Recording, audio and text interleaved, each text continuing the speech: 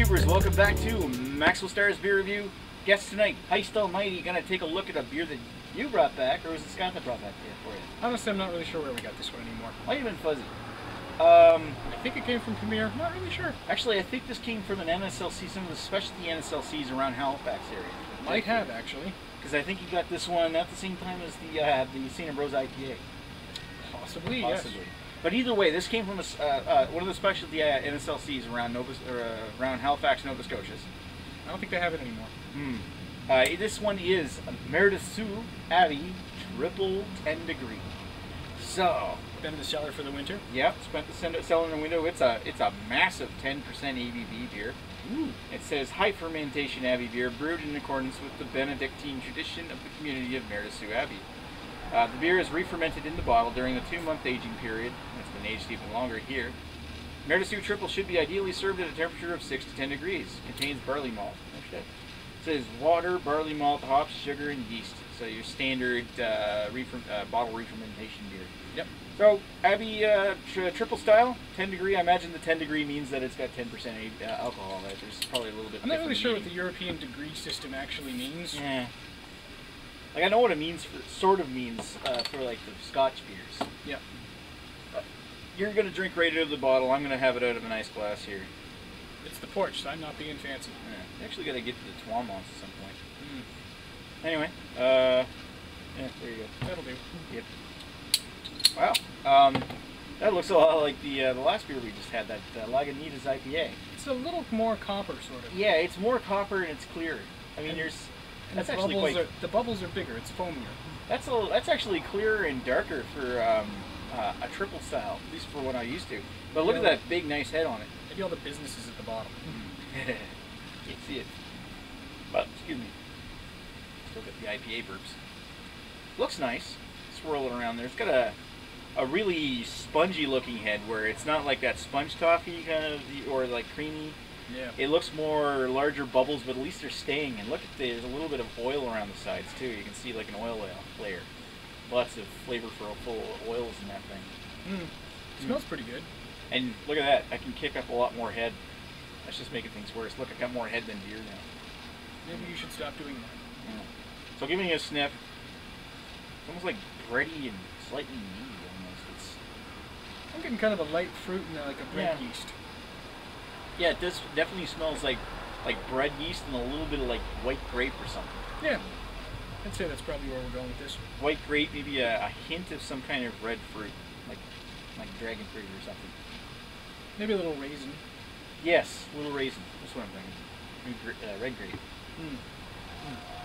Smells good. I gotta say, I gotta admit, yeah, down the hatch.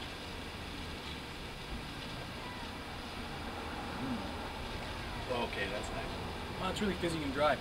There you go. Feels like champagne in my mouth. But it does leave a lingering sweetness through the mouth. It's kind of like a sweet champagne. Yeah. Like a little bit of kind of like dusty, musty.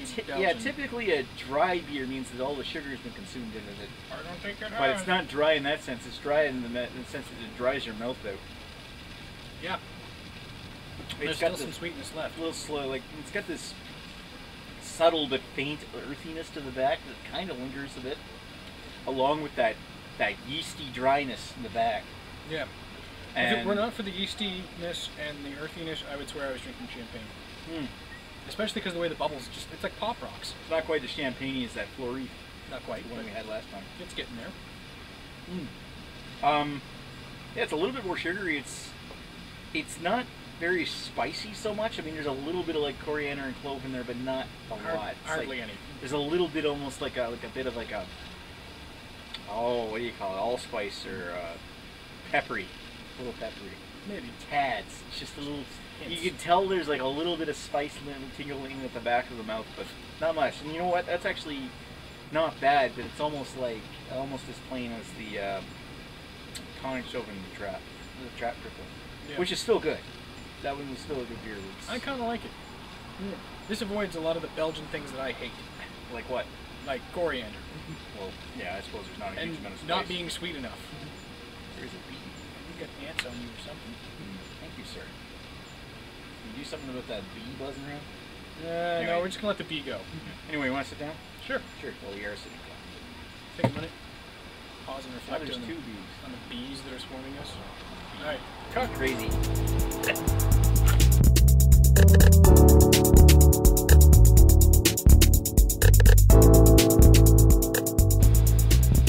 And we're back with Maredsous Abbey Tripel. So, what do we think about this beer? You take it away. What did you think? I really liked it. Had a nice festive feel to it. It didn't fall into all those traps that Belgian La traps that Belgian stuff kind of falls into that I don't always like. It did kind of remind us of the Fleur Reef, but a little bit sweeter. A little bit sweeter, a little less fruity. I tend to like my Belgians sweeter because I'm sentimental like that. But it's almost like it's like Affligem or something. Between Affligem and the Fleur Reef. Yeah. Anyway, yeah, I really enjoyed it. It's a very approachable triple, which is unusual, especially given that it's like 10%. Maybe not quite as approachable as like triple, and I can't say that I like that one as much as like Unibrew's Le Fin de Monde, but Le Fin de Monde is not approachable. Not as, like this one's actually quite easy drinking, and maybe not quite as champagne as the Fleur Reef triple, but it's still really good. I do like it. Maybe not as much as you did, but I did appreciate it, and thank you for Fuzz for bringing this one back. Yeah, he should be here any time here. If we drink slow enough, you might get a taste of this. Yeah, indeed. Anyway, I'm going to put a number to it. I'm going to give it a 4 out of 5. What do you think? I'm going to give it 4 1/4. 4 1/4? 4 1/4. Being generous. One up me in every pass. Being generous, yes. I really like it. I shouldn't like it, but I do. So there. Well, you like your Belgian beers, but not as highly rated. Like, what would you consider your favorite style? Oh, right, dark lager. I like German dark lagers. Aren't a bad style at all. Just not a bad style at all. That's probably my favorite stuff. Get me a good Dunkel, either Weizen or otherwise. Dunkelbock, Dunkel, Weizen. 3 Weizen. Yeah, that'd be nice. Anyway, it's not bad. I gotta say, I like it. Maybe not quite as stellarly as you did, but I think it's a good Belgian beer, and I would give it again. I would definitely buy this if I could. Yeah. And at 10%, you don't even taste the alcohol. That's really nice. No, there's not even any burn. I keep forgetting it's as strong as it is. I could really see myself getting completely destroyed on 2 or 3 of these. That is really smooth. Anyway, thank you for watching Maxwell Starr's beer review, Iced Almighty's beer review of Maredsous Tripel. Thanks for watching. We'll talk to you guys later. Cheers.